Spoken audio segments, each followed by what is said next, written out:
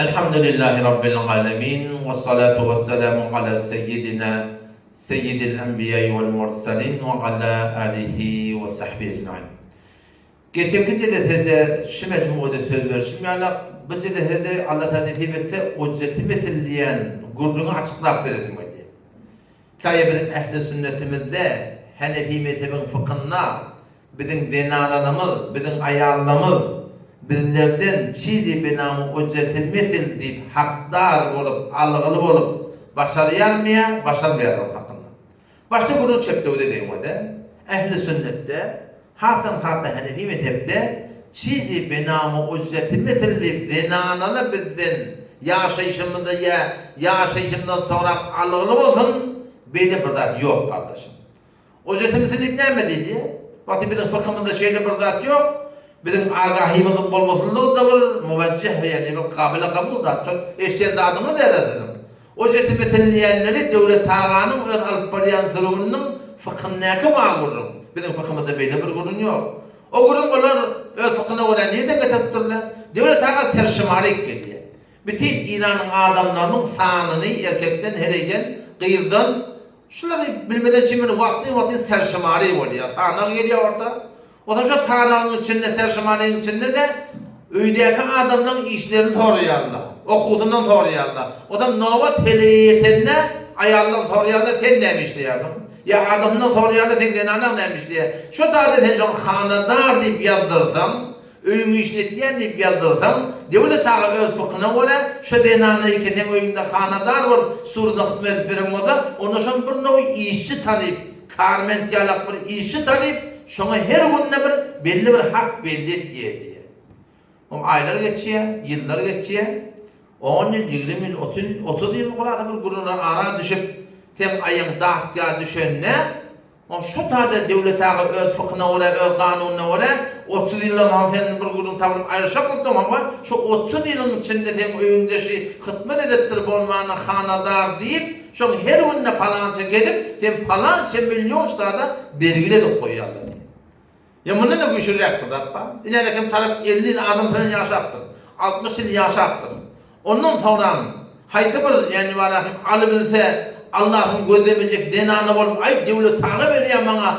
Devlet ağa versen halal oluyor deyip alacak olup devlet ağa adam yani adam ayrılandan sonra 50-60 yıldan sonra bir şey gidip de var devlet ağasına falan şikayet etse devlet ağa ne mi yaşadı? Çünkü 50-60 yıllık yaşanın her günün kabalına şonma rahim adamını şirenana hakkını belgiledip de şonu şonma rahim tereketinden sonra vermelidik koyuyor ya. O zaman şu tarihten o da dikkat edin, inni şun hakkında necat neymi, yani çok böyle bir yağda ortaya geliyor, bizim tertibimizde de, onun tertibinde de hop.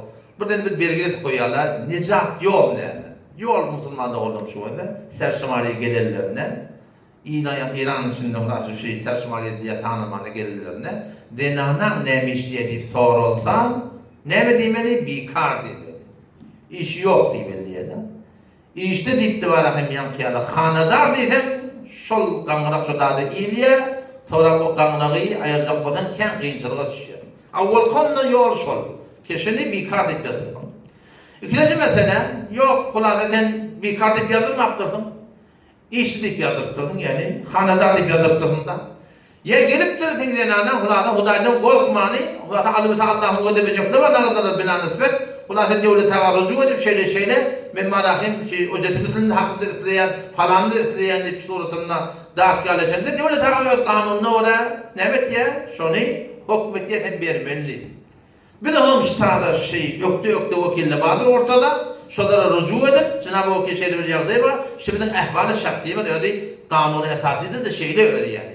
Biz ehli sünnet öz mesale yani fıkhımızda öz ehval-i şahsiyemizde bizim fıkhımızda var hükmedilmektik yalalığı. Şu tadı şol yankı vakile avudan falan bende öyle deyip şunu yazdırıp da var ahim şu da itiraz geçirmekleri gerek. O sureten inşallah şundan tutulmak var yani. Bu benim kahişim bütün Türk mesela ulamalarından bazen Cavan olurlar yani yürek derdine edip demir yakına diye men dost olam diye falan yersi diye da oğlum yani hemen ferezen aşağı baka diye yukarı baka diye Olan diye akıl ulamalar gaim duruyor diye dersin yalıp bir ayalı diye. Ve falanın ulamalar diye dodil diye bami yok mu o da kaptolu diye. Aga şeyde burada ehli sünnete bilen yok da. Yok da dedi ki delil gerek ya bir adam vakti bir iddiayı ettiye ehli sünnette ha ferezen hoceti meseleye bami yok da dedi ki delil gerek yok da yokluğu ba diyen adam delil getirmedi lan şeyden. Bakın ki burada yok oluptu. Şunu meneş mesaileri keçi, yani biz cavan oğlanlarımız gelip barakayım, mün buradan muşkilatlı bilen, kıyınçılıklı bilen, ulansa gelip toy edip, ondan sonra da şüphormur yağdayla ortaya gelmeklerinde, yamaçlardan mı mesela falanca milyon, bunu belirgin etmektik, hali ki bizim fıkhımızda yok da, biz ulamalarda şunu meneş mesailerde önünden sosyik hok etmeklerimiz, yani bizim cavan oğlanlarımızın mescitten kaçmaklığına, din diyanından kaçmaklığına, biz ulamaların encam vazifesi doğru olmasınlığı direktisi zaten oluyor.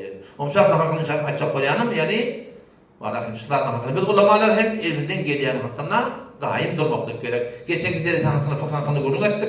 Başta fıkh diyen nefakan hakkında gurur ettik. Kedene anamız ne türlü nefakadar, nefakadar hakkı başarıya başarmaya çok fetvatının yanında yanıglı, onunla kavrak yazma olsa inşallah dedir. Ve mesela hakkında şeyde kime fetva gerek olsa inşallah Darlef Talaba, Ehl-i Sünnet ve Cemaat'ın İran zemininin içinde, Gülistan'ın içinde de var. Uçturda fıkh Hanefi mezhebi olarak ketip berýärler. Şordan inşallah taala fetva almakla men alada edip de arıqlaşalım inşallah taala. Vesselamu aleykum ve rahmetullahi ve berekatuhu.